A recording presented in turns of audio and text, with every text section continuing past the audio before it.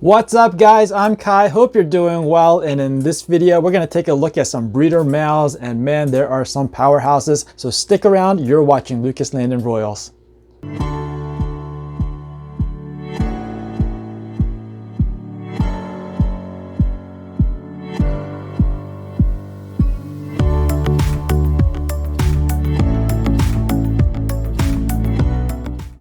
So guys, second week in a row of uploading videos. Hopefully I can keep this momentum going. Hopefully we get some more breeding action, maybe an ovulation or a clutch of eggs. That way I can keep these videos rolling out to you. In this video, I want to show you some of the breeder males. Everybody always shows off their fantastic females, and yes, they are fantastic and impressive. I think part of that is because they're larger, they get to a larger size, and they're a bit more expensive, but it takes two to tango. Unless it's a Partho clutch, but usually it takes two to tango and we need males. So I want to show you some of the males that I'll be using this season, as well as go over why it's important to have backup males. Right here is my pastel extreme gene clown male, and you guys have seen him before. He was the MVP last season, had him paired to I think 9 or 10 females, and he sired 9 clutches. Again, this is the pastel extreme gene clown, but this season we have a different MVP, different clown MVP. I'm going to show that other one to you in just a second. But yeah, this one and the other one are basically the two clown males that I have that are going to be doing most of the work. And my plan for this season in terms of clowns, well, with this guy I would like to try to make some more extreme gene clowns without pastel. But overall, my clown project this season, the objective is to try to make a lot of het clowns, so I don't need that many visual clown males this season. And right here is the clown MVP of this season. This is a super pastel hypo clown male, and like I said, he's going to be the MVP. He's going to help me make some more clowns that are het for hypo, possibly hypos that are het for clowns, with all other codoms in the mix that the female will bring along. Might be making some double hets, clown hypos, and even possibly some triple hets. So I think this season will be my first time at making triple hets. My plan is to put him to an exanthic female, so that will make pastel triple het for exanthic, clown, and hypo, and then whatever other codon the female has. I also would like to put him to a pied. You guys know my history with trying to make clown pieds. Last season it didn't go too well for me. Actually, it didn't go well for me at all. But hopefully this season, if I put him to a pied, then I'll be able to make some triple hets because he is a visual hypo as well. So the good thing about having a killer clown hypo is that this guy will be able to pass down at least 3 genes. All the time it'll be 3 genes no matter what, because he's super pastel, so at least pass down the pastel gene, and then being a double visual, at a minimum he'll be able to pass down a copy of the hypo and a copy of the clown gene. So this guy is going to do a lot for me hopefully this season. This right here is my male dreamsicle. I actually produced him a couple seasons ago, and he is now up to size to breed. You have seen him before. I've shown him in other videos. Unfortunately, he is in shed right now, but still, I think he looks brilliant. Let me get one more animal out and we can show them together. Now, this one right here is the dad to the dreamsicle. This is a pied het lavender. And I kept the dad as well as the son. Obviously the son's, my plan with the dreamsicle is to take over for the dad, but I kept both of them because I want to really stress that you don't just go and sell off the dad as soon as you produce the offspring. What I like to do is run them side by side. So just in case the dreamsicle isn't ready to do the job this season, I still have the dad as backup, and backup males are really important because you don't want to waste the entire season of that female with the female just because you're missing a male that is mature enough to breed. So really want to stress the importance of a backup male, and I'll keep doing that in this video. And this right here is my Super Orange Dream Leopard, possible yellow belly pied. And this male is doing some tag team work with that dreamsicle that I showed you earlier, because I want to make Orange Dream pieds as well as pies that are het for lavender. So I can put these two males with the same female pretty much with all of my pied females except for maybe two of them. And I can do that because anything that comes out as an Orange Dream is going to be sired by this guy, so it won't be het for lavender. And then anything that is not an Orange Dream, I will know that it is het for lavender because it will be sired by the dreamsicle. So that's my plan for this season with pieds. Now again, I want to stress the importance of backup males. And in terms of pieds, these are my backup males. I have a Coral Glow pied here and a Black Pastel pied here. So if the other two Powerhouse males are getting tired or getting thin, not looking great, then I would actually reduce the number of females or just take them out of rotation and insert these guys into their place. So I know a lot of people suggest not having that many males, getting your females first and all that stuff. And although that is true to some degree, you still want to be prepared with some backups, because you never know if those primary males of yours or the Powerhouse males of yours could just have an issue or not want to breed, not be ready to breed. You don't know what's going to happen. So it's really important to have some proven males that you can really count on. And these two, I certainly count on to breed females. So that is my reason for keeping these guys. I mean, this Black Pastel is going to one female for sure. And this Coral Glow is going to one female for sure. So they don't have a lot of work this season. Therefore, if I do need these guys either to be a backup or just to kind of stimulate any female and take some work off of the dreamsicle and the Super Orange Dream Leopard pied, then that's what these guys will help do this season in terms of my pied project. All right, so let's move on to my Desert Ghost project. And this is a het Desert Ghost. I believe it to be Enchi Orange Dream Yellow Belly Pinstripe. And over here I have a Pinstripe Visual Desert Ghost. And they're on the smaller side, which is again why I want to stress the importance of having a backup. Now I have their dad, which is a Pastel Desert Ghost, as a backup. So my plan is to use these guys to breed with visual Desert Ghost females.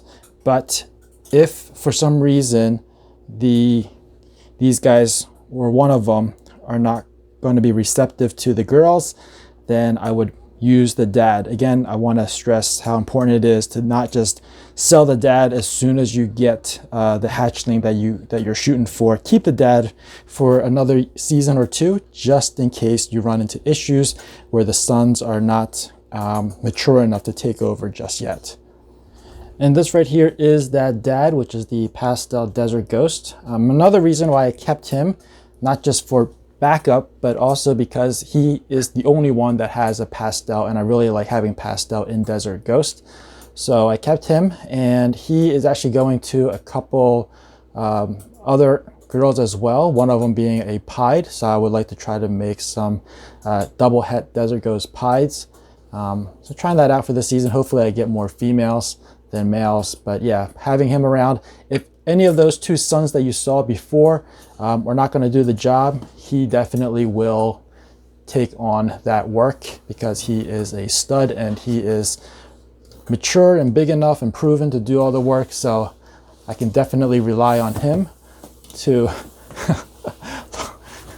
all right, I gotta put him away. All right, so I thought I was done with the pieds, but I clearly forgot about my lightning pied project.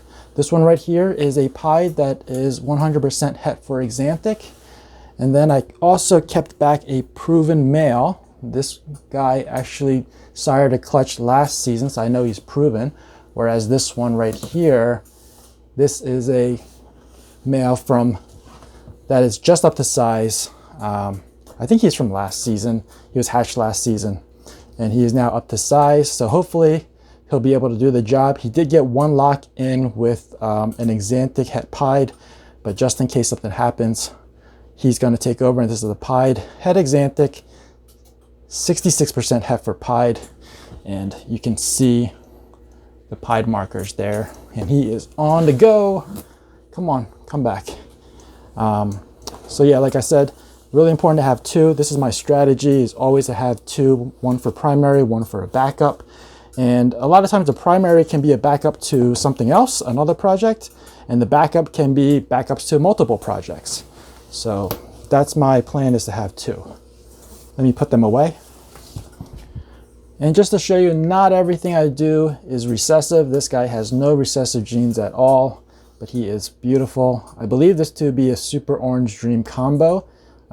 Spinner, spider, pinstripe, fire, pastel, probably missing a couple, but he's got, I believe, 10 genes, and I'll put them on the screen rather than trying to remember what they are.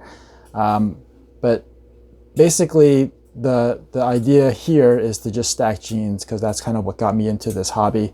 And you know, want to just show you guys something different that's not recessive. I do have his dad as well, which is a Enchy Orange Dream Yellow Belly Pinstripe, and have no intentions on getting rid of the dad because he's just so orange and intense looking. But this guy is his son, and he has what I believe all the genes of the dad plus all the genes of the mom, and so he's going to be a powerhouse for me this season.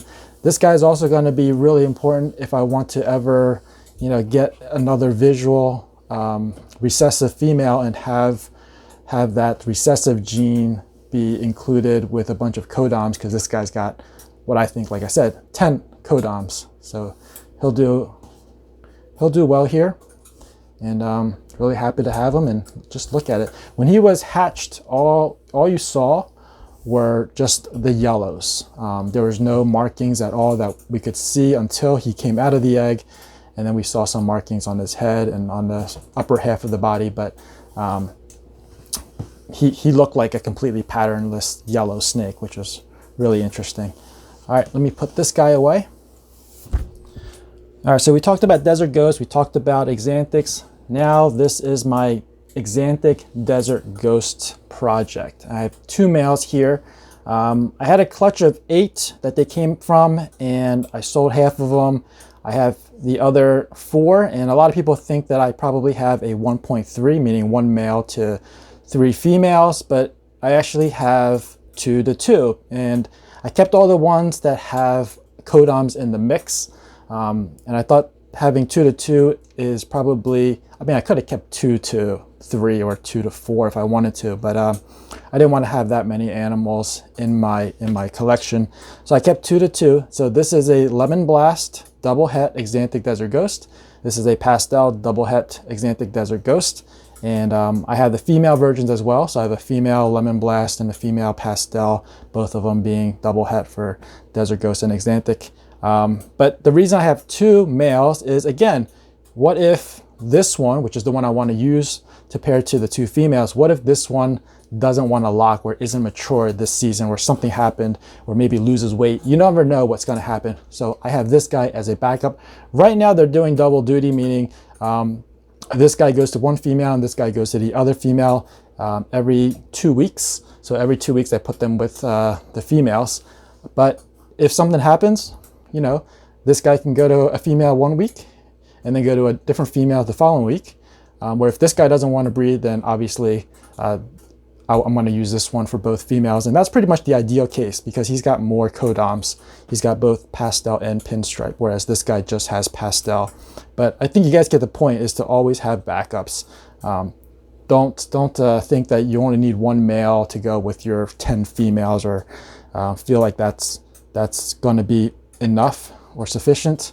You really should have more males. And I do urge people, when they want to buy a bunch of animals from me, a lot of times they'll get like 1 male with like 4 different females, and then I'll ask them questions to see if 1 male is enough, and just kind of suggest getting more males. whether it's from me or from someone else, it doesn't matter. But I just want everybody to be successful in this hobby. So I usually do try to suggest things that will lead people down a successful path. So guys, I hope you enjoy seeing some of the breeder males, and those are not all the breeder males. I think I have over 20 males that I have in my plan for this breeding season, and those are going to about 40 females. Not all of them are going to be going. Some of them are virgins, some of them are just teetering at that breeding size, but that kind of gives you an idea. It's almost 1 male to every 2 females. Plus I have about 7 more that are on standby that don't have any plans right now that I can use just in case they're needed. Now I mentioned a couple of reasons earlier why you would want backup males, but there's one more that I want to touch on that happens quite often, and that's due to compatibility. Sometimes you have a male and you have a female, you put them together and they just don't want to lock. They don't like each other for whatever reason, but that same male will lock with other females, the same female will lock with other males. They just don't want to lock with each other, and that's why you also need to have backup males. So I want to touch up on those. There could be a lot of other reasons why males and females don't want to lock, but I think the ones that I mentioned are probably the more common ones. So that about wraps it up for this video. I hope you enjoyed it. If you did, please give me a thumbs up. If you're new to this channel and you want to be informed of future uploads, make sure you're subscribed and ring that notification bell. As always, thanks for watching. Please share, and I'll see you guys next time.